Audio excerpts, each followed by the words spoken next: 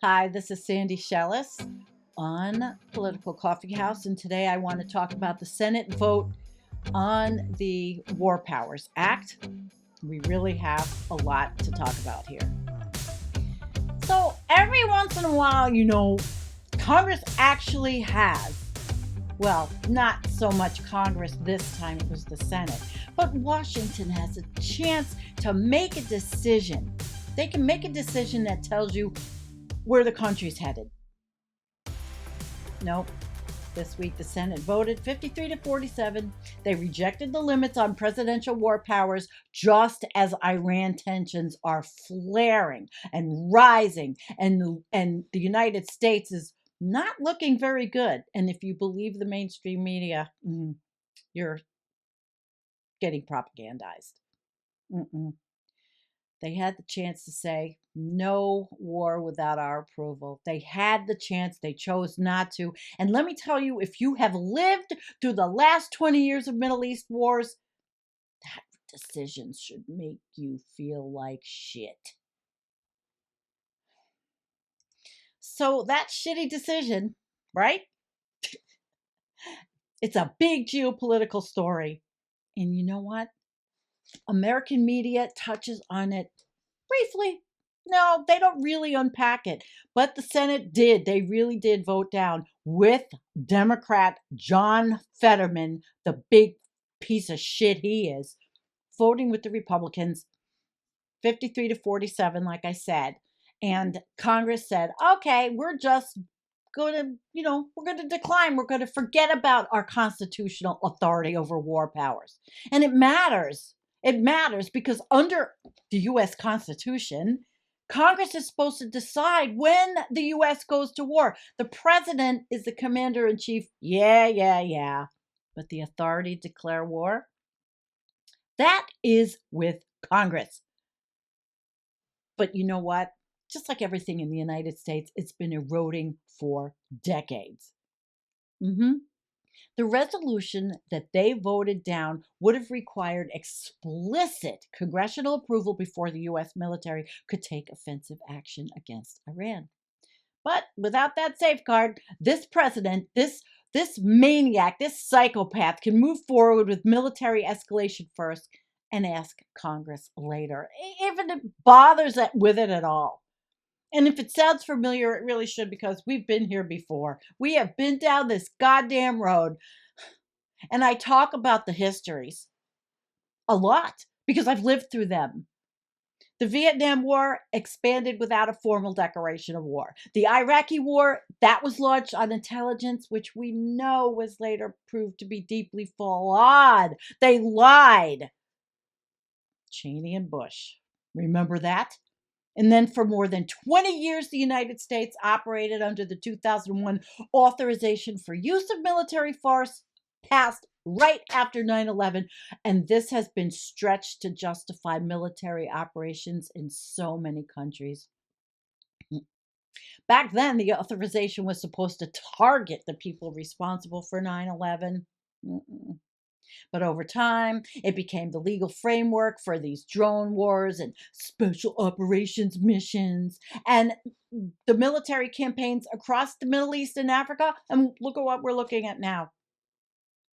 We are in World War III, people.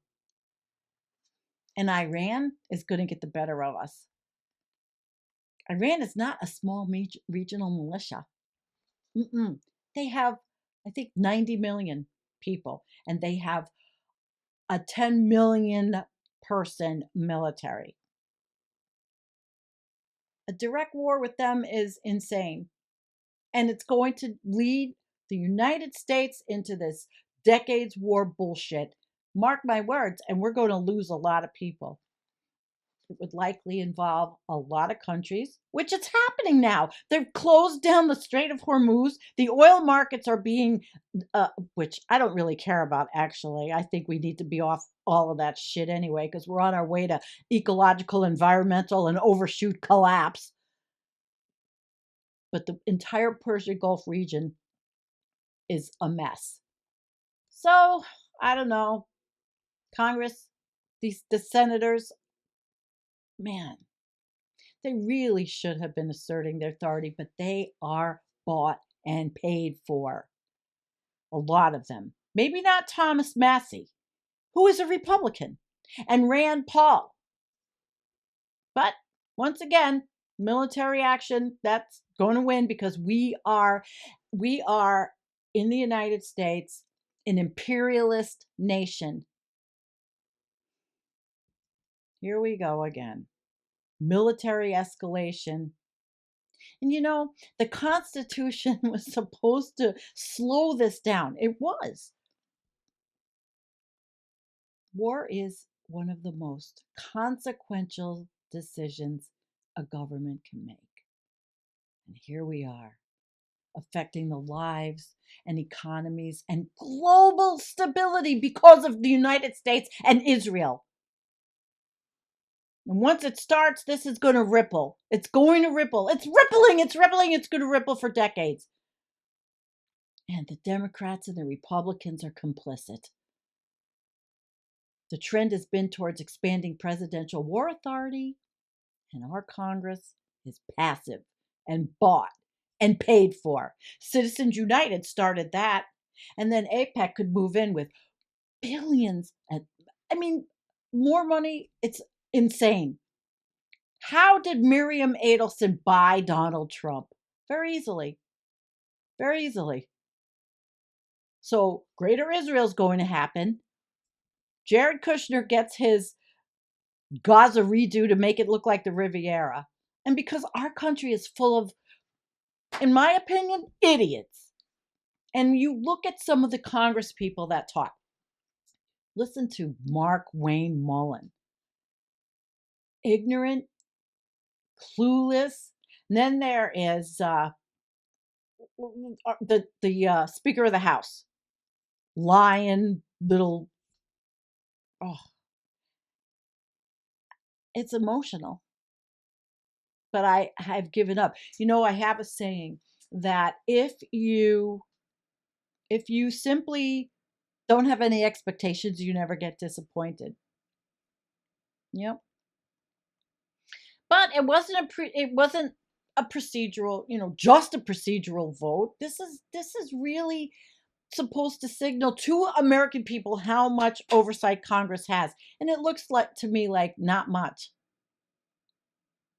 Yep, we're watching a real mess unfold, and we have been since Trump took office.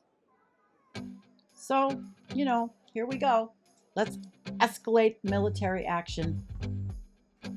And that's what we're doing. We're escalating it. We're seeking to have hegemony all over the world. We are assisting Israel, who is a country of 10 million people. I'm anti-war. I'm about to join Code Pink.